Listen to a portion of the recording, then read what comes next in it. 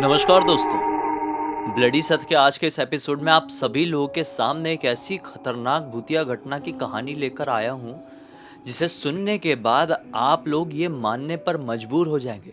In fact आपको आज ये पता चल ही जाएगा कि कई बार भूत प्रेत शैतान पिशाच चुड़ैल अगर ठान ले कि इस इंसान की बर्बादी करना है, इस इंसान को खत्म करना है, तो खत्म करके ही रुकते हैं। बहुत rarest of the rare case में ही वो इंसान ऐसे जिद्दी भूत प्रेतों से बच पाता है। आज की ये कहानी दिल्ली के एक बड़े खुशहाल परिवार से जुड़ी हुई है। हर कहानियों की तरह ही, या फिर कह लो हर परिवारों की तरह ही, ये परिवार भी अपनी अच्छी खासी जिंदगी काट रहा था कि अचानक से एक दिन ये परिवार जिस मोहल्ले में रहता था, उस मोहल्ले में किसी दंपत्ति की मृत्यु हो जाती है। एक आदमी और उसकी औरत संदिग्ध तरह से दोनों अपने घर में मृत पाए जाते हैं। डॉक्टर आते हैं वहां पे, मतलब पुलिस वगैरह आती है, उनकी तहकीकात होती है, उनको पोस्टमार्टम के लिए भेजा जाता है। तो पता चलता है कि इनकी मृत्यु का कारण क्लियर नहीं हो पाया है और इसको ओपन एंड शट केस मान लिया गया है कि उनकी मृत्यु किसी नेचुरल रीजन की वजह से हुई है। लेकिन मोहल्ले पड़ोस के लोगों का यह मानना था कि वो दोनों जो पति पत्नी मरे हैं ना, वो नॉर्मल नहीं थे, वो जादू टोने में इन्वॉल्व थे। कई सारी ऐसी प्रैक्टिस करते थे वो जो लोगों को डरा सकती थी। रात रात में वो जो औरत थी वो अपने घर से बाहर निकल के चौराहे में कुछ तो भी रख देती थी। कई बार वो चीजें रख कर वहां पे अजीब तरीके से नाचती थी। कई बार तो वो पूरे कपड़े भी नहीं पहन रहती थी, ऐसी हरकत करती थी। मतलब बड़ी वियर्ड सी हरकतें वो पति पत्नी बहुत बार करते थे और बहुत बार मोहल्ले पड़ोस के लोगों ने उनको ऐसी हरकतें करते हुए देखे थे। और एक दिन उनकी रैंडमली ऐसे मृत्यु हो जाती है। तो दुनिया की नजरों में तो ये ओपन एंड शट केस था कि उनकी मृत्यु किसी नेचुरल रीजन की वजह से हुई है। लेकिन मोहल्ले पड़ोस के लोग अंदरूनी उनका काला हिस्सा जानते थे और लोगों को यकीन था कि उनकी मृत्यु का कारण उनका ही कोई भूत प्रेत या शैतान बना। ठीक है, अब देखो उनकी मृत्यु हुई ना, तो उनके अंतिम संस्कार करने के लिए उनके कोई रिश्तेदार भी नहीं आए। तो यहाँ पे दाल में काला क्या, पूरी की पूरी दाल ही काली थी। अब इनका अंतिम संस्कार तो करना जरूरी था। तो मोहल्ले पड़ोस के ही लोग बोले कि यार हम बहुत साल से यहाँ पर रह रहे हैं और इनको कई बार, मतलब हमने अपने साथ अच्छा बर्ताव करते हुए भी पाए हैं। मतलब लोग ठीक ठाक थे, हरकतें भले इनकी कैसी भी थी, काला जादू करते थे, जिसके भी ऊपर करते थे, हमें कोई नुकसान नहीं हुआ और हमारे साथ ठीक से ही रहे। अब किसी का अंतिम संस्कार करना है तो कर देते हैं। तो ये दोनों पति पत्नियों का अंतिम संस्कार पूरे मोहल्ले पड़ोस के लोगों ने मिलजुल कर करा दिए। अब इसी अंतिम संस्कार करवाने वालों की लिस्ट में एक महिला शामिल थी जिनका नाम था रिंकू। रिंकू अपने परिवार के साथ अच्छी खासी जिंदगी जी रही थी भाई। रिंकू जी के परिवार में उनका बेटा था, उनकी बेटी थी, सासू माँ थी, सब कुछ, मतलब समृद्ध परिवार था। लेकिन मोहल्ले पड़ोस की बात है, मोहल्ले के लोगों ने डिसाइड किए कि उन लोगों की जो मृत्यु हो गई उनके अंतिम संस्कार में सबको हाथ बटाना है। तो ये भी इंसानियत के नाते अंतिम संस्कार में हाथ बटाने के लिए गई हुई थी। ऑब्वियसली शमशान घाट नहीं, लेकिन काम काज भी तो होता है ना, उसमें गई हुई थी। ठीक है, अंतिम संस्कार उन दोनों का हो जाता है। रिंकू जी अपने घर पर आ जाती है। 2-4 दिन कट भी जाते हैं, लगता है सब कुछ ठीक है, सब खत्म हो गया था। धीरे धीरे करके लोग भुलाने लगे थे कि उन लोगों की मृत्यु हुई थी, उनका अंतिम संस्कार ऐसा हुआ था कि अचानक से रिंकू जी की बड़ी वियर्ड तरीके से खराब होने लगती है तबीयत। उनसे जब पूछा जाता है कि आपको होता क्या है, उनका फीवर नहीं उतर रहा था और उनको ना इल्यूजन्स हो रहे थे। जब रिंकू जी से पूछा जाता है कि आपको हो क्या रहा है, तो रिंकू जी बताती हैं कि मुझे कई बार विजुअल्स दिखाई देते हैं, एक आदमी और एक औरत के, जो हमारे घर के अंदर घुसने की कोशिश करते हैं, मेरे कमरे के अंदर घुसने की कोशिश करते हैं, हमें, हमारे बच्चों को नुकसान पहुंचाने की कोशिश करते हैं।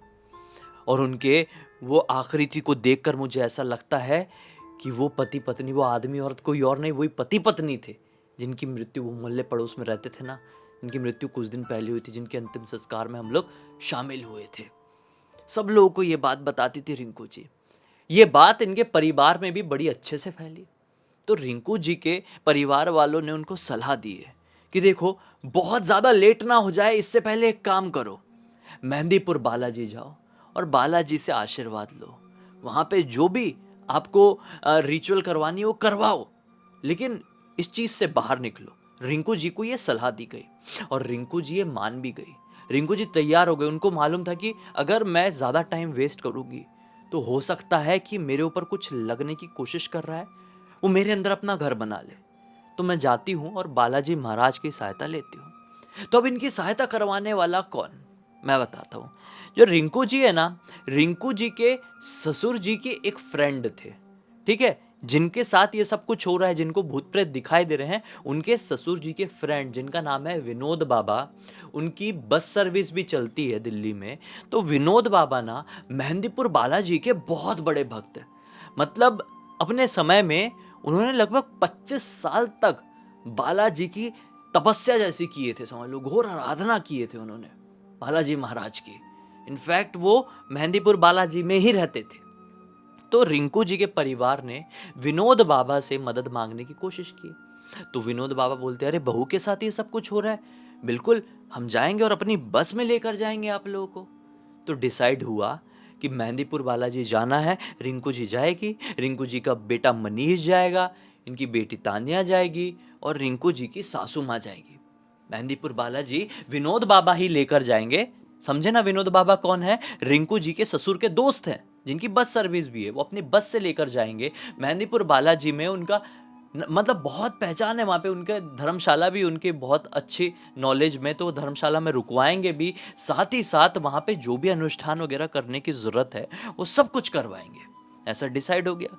और देखो किस्मत का कैसा खेल, जब ये डिसाइड हुआ ना कि विनोद बाबा इनके परिवार को लेकर बालाजी जाएंगे, तब विनोद बाबा के कांटेक्ट में 2 परिवार और आए जिनको ऐसी ही कोई भूतिया प्रॉब्लम हो रही थी। और वो दोनों परिवार इसी मोहल्ले के रहने वाले थे, जिस मोहल्ले के रहने वाले रिंकू जी लोग थे। मतलब आप समझ रहे हैं मैटर क्या?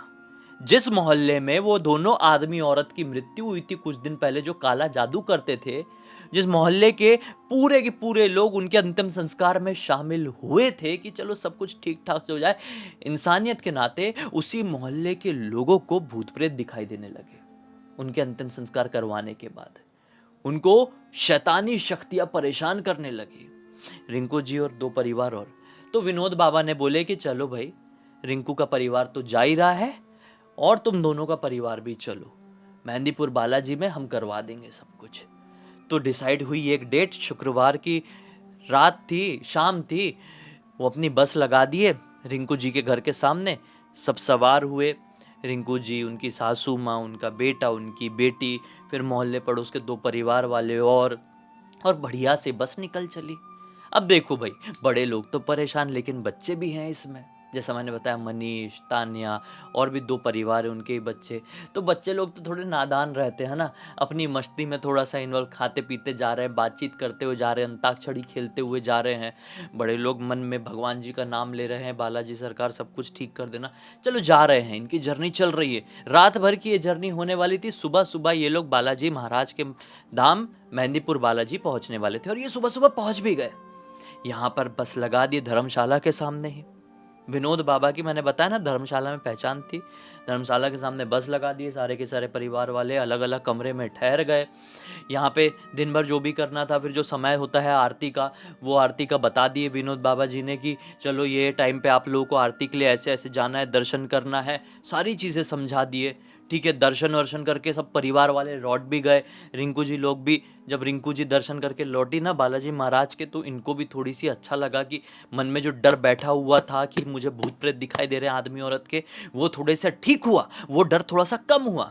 लेकिन मामला यहाँ पर खत्म नहीं हुआ।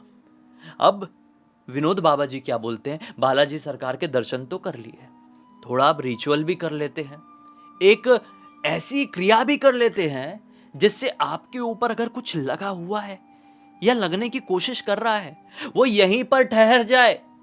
बालाजी सरकार की भूमि में ही ठहर जाए, वो हमारे साथ दिल्ली लौटकर नहीं जाए।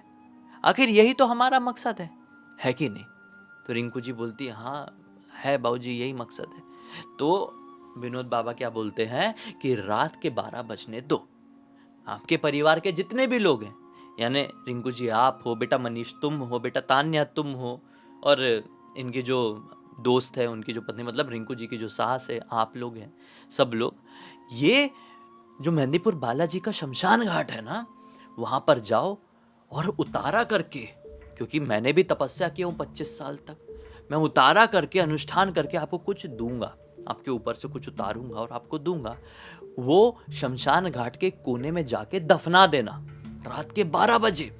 ठीक है, हमको ये काम मेहंदीपुर बालाजी के शमशान घाट में ही करना है और कहीं नहीं। दफना देना और सीधे सीधे आ जाना। मैं बस तैयार रखूंगा, बस में सवार होंगे और दिल्ली के लिए निकल जाएंगे रात के 12 बजे ही। लेकिन हाँ, जब आप ये क्रिया करके शमशान घाट से बस की तरफ आ रहे होंगे बाहर तरफ, तो ध्यान रखना, हो सकता है पीछे से आपको कोई पुकारेगा, आपको पलटकर नहीं देखना है। मेहंदीपुर बालाजी का ये बहुत बड़ा नियम होता है। आप जब मंदिर से निकल रहे हो या फिर वहां पर आप कोई रिचुअल या कोई क्रिया कर रहे हो भूत प्रेतों से निजात पाने की, तो आपको पीछे से आपके अपने की आवाज आती है। फॉर एग्जाम्पल, आप वहां पे गए ना, तो आपको ऐसा हो सकता है कि आपके पापा की आवाज है, अरे बेटा सुनना सुनना, और आप पलट के देख लिए, पीछे पापा है ही नहीं, पीछे थी शैतानी शक्ति, पीछे था एक भूत जो आपके पापा की आवाज लेकर आपको बुला रहा था। आपने पलट कर देख लिया, अरे पापा कैसे आ गए, पापा नहीं थे पीछे, पीछे था, समझ गए, और आपके ऊपर लग जाएगा फिर वाला भूत। समझो, वो छलावा होता है। ऐसा मेहंदीपुर बालाजी में कई छलावे घूमते। तो इन लोगों ने बोले ठीक है, ये करना तो जरूरी है, आखिर हम छुटकारा पाने ही तो आए थे भूत प्रेत से, तो हम करेंगे। तो विनोद बाबा जी ने 11:30 बजे के रात के आसपास सारी चीज़ें इकट्ठी किए, है ना, रिंकू जी और उनका पूरे परिवार को खड़ा किए, 11 बार उतारा किए मंत्रोच्चारण के साथ, और बोले जाइए इसको यहाँ के शमशान घाट में दफना दीजिए, और शमशान घाट के बाहर तरफ ही हम अपनी बस लगा कर रखेंगे, आप लोग सवार हो जाइएगा। 2 परिवार तो ऑलरेडी जो हमारे साथ दिल्ली से आए हैं वो बैठ चुके होंगे, आप लोग ये कर दीजिए। बोले ठीक है।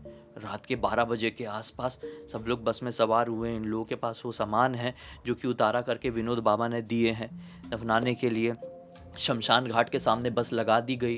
अब ये सारा परिवार, रिंकू जी, उनकी सासू माँ, उनके दोनों बच्चे शमशान घाट की तरफ बढ़े। डर भी लग रहा है, विनोद बाबा ने कहे हैं तो करना पड़ेगा, क्योंकि ठीक करना है ना। कोने में गए, दफना दिए, और लौट रहे थे तो आगे आगे चल रहा है मनीष, रिंकू जी का लड़का, पीछे चल रही है मनीष की बहन रिंकू जी, उनके पीछे चल रही है दादी माँ, मनीष की दादी माँ, रिंकू जी की सासू माँ। थोड़ी आगे चले हैं, दफनाने के बाद कुछ कदम ही आगे चले हैं, पीछे से आवाज आती है, मनीष, अरे बेटा मनीष, मनीष। अरे भाई, ये चारों के चारों इतनी जोर से डरे हैं ना, इतनी जोर का इनको डर लगा, ऐसा झटका लगा इस शरीर में कि मैं क्या एक्सप्लेन करूं। और सबसे पीछे चल रही थी दादी माँ बेचारी, वृद्ध लोग थोड़े से दिल पे ले लेते हैं चीजों को, है कि नहीं, एक तो छोटे बच्चे और वृद्ध लोग, है ना। तो सबसे पीछे चल रही थी दादी माँ, और दादी माँ को ही पीछे से आवाज आई थी, दादी माँ के एग्जैक्ट पीछे से। तो चारों को सुनाई दिया और दादी माँ बहुत जोर के डर गई, घबराहट के मारे ऐसी हाफने लगी और जल्दी जल्दी मनीष के पास बढ़ गए, मनीष का हाथ पकड़े और भागते हुए, लिटरली भागते हुए ये लोग बस तक पहुंचे। विनोद बाबा ने बोले क्या हुआ, सब कुछ ठीक तो, पलट के तो नहीं देखे? बोले नहीं नहीं, पलट के नहीं देखे, आप जल्दी से गाड़ी निकालिए, यहाँ से आगे बढ़िए, फिर हम आपको बताते हैं। ऐसा करके कि बस निकालिए, फटाफट बस निकालिए। जब मेहंदीपुर बालाजी से आगे बढ़ गए लोग, दिल्ली के रास्ते में सुनसान रास्ता चल रहा था, फिर जाके विनोद बाबा जी गाड़ी चला रहे थे, तब जाकर इन लोगों ने बात बताए कि ऐसा ऐसा हुआ था भाई। विनोद बाबा ने बोले बहुत अच्छा किए पीछे नहीं पलटे, वरना पीछे था शैतान जिसको आप छोड़कर आ रहे थे, वो लग कर आ गया होता। सुबह सुबह के टाइम पे ही बढ़िया से इन लोग की गाड़ी दिल्ली में पहुंच गई। विनोद बाबा भी अपने बस लेकर निकल गए। अब ये लोग, मनीष, रिंकू जी, सब लोग अपने अपने, इन लोगों का बड़ा घर अलग अलग फ्लोर वाइज। तो रिंकू जी के एक फ्लोर में, मतलब सबसे पहले ग्राउंड फ्लोर की बात करते हैं। ग्राउंड फ्लोर में दादी जी अकेली रहती थी, उनके ऊपर वाले फर्स्ट फ्लोर में रिंकू जी रहती थी, सेकंड फ्लोर में चाचा जी लोगों का परिवार रहता था, और थर्ड फ्लोर में बच्चे लोग रहते थे। ऐसा ऐसा सबका रहना था, मतलब बड़ा घर था अच्छा खासा। तो सब अपने अपने फ्लोर में चले गए, सो गए। सिर्फ चाचा जी लोगों का परिवार मेहंदीपुर बालाजी नहीं गया हुआ था, बाकी तो घर के सारे लोग गए हुए थे, सबका परिवार गया हुआ था। चाचा जी लोग आराम से सो रहे थे, ये लोग अपने अपने फ्लोर में जाकर सो गए। फिर सुबह सुबह चाचा जी लोगों के परिवार की नींद खुली होगी, तो चाचा जी को चिंता सताई कि सब लोग आ गए हैं कि नहीं, भाभी लोग मतलब रिंकू भाभी आ गई है कि नहीं, माँ जी आ गई है कि नहीं, जाके देखते। तो चाचा जी सबसे पहले माँ जी के कमरे में नीचे वाले लोअर फ्लोर में गए। माँ जी जस्ट जागी ही थी। तो चाचा जी तुरंत माँ जी को देखते हैं और बोलते हैं कि सब कुछ ठीक था कि नहीं, मतलब कोई परेशानी तो नहीं हुई आपको। तो माँ जी बोलती है नहीं नहीं सब कुछ ठीक था, कोई तकलीफ नहीं हुई। तो चाचा जी पूछते हैं कि कितने बजे आ गए, तो माँ जी बताती है कि हम लोग इतने इतने बजे आ गए थे। तो फिर माँ जी ना चाचा जी के चेहरे में कुछ तो भी नोटिस करती है कि वो बहुत घबराए हुए हैं और बहुत सारे सवाल ऐसे लगातार कर रहे हैं। उनका ऐसा नेचर नहीं था, वो फटाफट फटाफट इतनी सारी चीज़ें पूछते नहीं थे, वो आराम आराम से बात करते थे। तो माँ जी आखिर बोल देती है, दादी माँ आखिर चाचा से बोली देती है कि क्या हो गया बेटा, इतना क्यों सवाल कर रहे हो और इतना क्यों परेशान लग रहा है। तो 2-3 बार में बताते नहीं है कि माँ जी डर जाएगी, लेकिन फिर माँ जी फोर्स करके पूछती है ना, तो चाचा जी बताते हैं अरे क्या बताऊँ माँ जी, रात में यही कोई 3:30 बजे के आसपास की बात है। मैं सो रहा था और रात में मुझे अचानक से प्यास लगी। हाँ, मैं उठा, मैं पानी पी के जैसे ही अपने कमरे में घुस रहा था ना, एक काली परछाई आदमी की थी, उसने मेरा गला पकड़ ली थी और पूरा गला उसने मेरा निचोड़ डाली थी। मेरी आंखें बंद हो गई थी माँ जी। मैंने बस आंखें बंद हो ही रही थी और मन में इतना ही बोला कि मेरा पूरा परिवार बजरंगबली के पास, बालाजी के पास गया हुआ है, बालाजी मेरी रक्षा करो आप। ऐसा आँख खोला तो वो चीज़ मेरे सामने से गायब हो गई थी। वो परछाई ने मेरा गला दबाई थी, वो आदमी की परछाई थी, चेहरा नहीं दिखा था। हुलिया देख के समझ में आया था। घबराहट के मारे मैं अपने बिस्तर में जाकर सो गया। सोए हुए आधे घंटे नहीं हुए होंगे, 4 बजे के आसपास मुझे फिर से प्यास लगी। बहुत असहनीय प्यास लग रही थी और मैं सोचा कि इस बार जाकर, अब सुबह सुबह का वक्त हो गया, ब्रह्म मुहूर्त होने ही वाला है, अभी कुछ नहीं होगा। मैं फिर पानी पीने के लिए गया, फिर लौट के आया अपने बिस्तर में। जैसे ही लेटा छत से एक परछाई सीधे मेरे ऊपर गला दबाते हुए कूदी और इस बार ये परछाई एक औरत की थी। उसका भी हुलिया हुलिया सब देख के समझ में आया और वो तो इस बार लिटरली मेरी ये हड्डी तोड़ने ही वाली थी। लेकिन किस्मत फिर से इतनी अच्छी कि मेरे मुंह से बजरंगबली ऐसा निकल गया और वो भी ऐसे धुआं में विलीन जैसी हो गई। फिर मुझे ऐसा एहसास हुआ कि नीचे आप लोग आए हैं, आप लोगों की आवाज़ सुनाई दी। तो मैं भड़बड़ाते हुए अपनी विंडो की तरफ गया, विंडो खोल के नीचे देखा, आवाज़ आप लोगों की आई थी, लेकिन मैंने नीचे देखा तो क्या पाया कि नीचे एक आदमी और औरत ऐसे चलते हुए जा रहे हैं और उन्होंने बिल्कुल वैसे ही कपड़े पहने हुए थे जैसे कि वो आदमी औरत पहनते थे अपने मोहल्ले वाले जो काला जादू करते थे, जिनकी मृत्यु हुई थी। मैं समझ गया कि मुझे कोई और नहीं, वो ही दोनों ने गला दबाए थे थोड़ी देर पहले आके। मैंने ये बात आपकी बहू को नहीं बताया, मतलब ये चाचा जी सब कुछ माँ जी से बता रहे हैं, दादी माँ से बता रहे हैं। दादी माँ बोलती है अच्छा है, हम भी कल बाल बाल बचे हैं। पीछे से आवाज़ आ गई थी, मुझे तो बहुत घबराहट हो गई थी, बेटा ऐसा ऐसा हमारे साथ भी हुआ। वो तो पलट के नहीं देखे। चाचा जी बोलते माँ जी आपके साथ भी इतना ऐसी चीज़ हो ही गई आखिर, भाभी तो जूझ ही रही थी, अब मेरे साथ भी ऐसी हुई है, मतलब कोई चीज़ घर पे प्रवेश कर गई है। हाँ, हो सकता है मैं घर पे अकेला था, मैं अकेला मेहंदीपुर बालाजी नहीं गया था तो वो चीज़ अब मुझे नुकसान पहुँचा है। तो माँ जी हम फिर से विनोद बाबा से बात करते हैं। माँ जी ने बोली ठीक है फ़ोन लगा बेटा।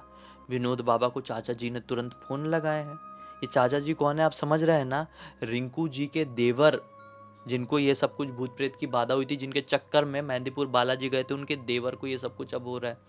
तो विनोद बाबा ने बोले रुको हम अभी आते हैं। विनोद बाबा घर पर आए हैं, पूरे घर का शुद्धिकरण किए, घर को लिटरली बजरंग बली के मंत्रोच्चारण की मदद से बांधा गया है, बधित किया गया है पूरे घर को। और फिर विनोद बाबा ने बोले कि अब कुछ नहीं होगा, लिटरली तब से लेकर अभी तक कुछ भी नहीं हुआ। लेकिन वो जो रात थी उनके लिए, मतलब रिंकू जी के देवर के लिए और रिंकू जी के लिए, जो कुछ समय था वो इतना ज़्यादा स्कैरी था कि ये परिवार कभी नहीं भुला सकता। इस परिवार को इतना डर लग गया था कि अब हमारे साथ ना जाने क्या हो जाएगा, सिर्फ एक गलती की वजह से कि रिंकू जी वो आदमी औरत के अंतिम संस्कार में शामिल हो गई थी। लेकिन बजरंगबली की, बालाजी महाराज की कृपा कि सब कुछ ठीक रहा।